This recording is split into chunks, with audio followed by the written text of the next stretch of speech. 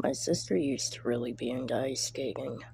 For her 5th birthday, our dad got her a pair of customized princess skates, and you could hardly get them off of her. She wore them from the moment the lake was solid enough all the way until it started cracking in the spring.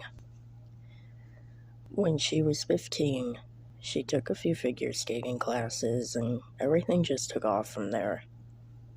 If we thought she was inseparable from her skates before, now she was hitting the rink every day after school and on the weekends. She was so obsessed that when we vacationed, we had to make sure there was a rink nearby for her to go to. For her 20th birthday, she entered her first competition. She did pretty good, taking a silver, but that of course wasn't good enough. Unfortunately, it was this drive for the top that ultimately led her to her untimely death in the worst possible way. That day will be burned into my memory forever. She did her practice as usual, but wanting to impress the judges, she began coming up with the most amazing moves. It was as if she was totally weightless sometimes. She'd leap into the air and wrap her limbs totally around herself, hovering there so you could only see a torso before gracefully landing.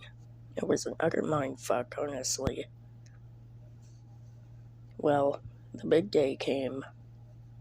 She had an opportunity to try out for the Olympics if she scored high enough on this one.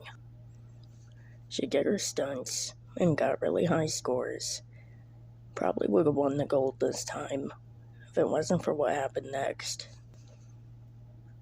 I don't know if I actually get to see it, or if I was so traumatized by it that I just made it up later to ease my nightmares.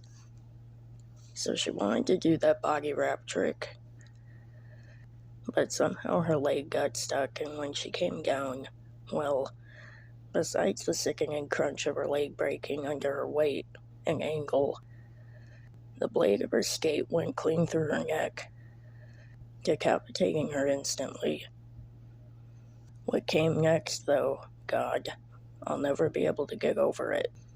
Her head rolled around like it had its own locomotion, and the mouth moved like she was trying to talk. I always heard it takes a few seconds to minutes for your brain to die when you're beheaded. Now I know it's true. Her body tried to get up too. The whole thing was just horrifying. Not as horrifying as what I'm seeing right now.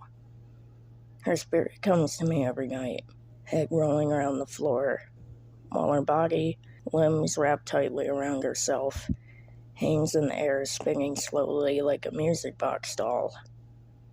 I wonder what she's trying to say.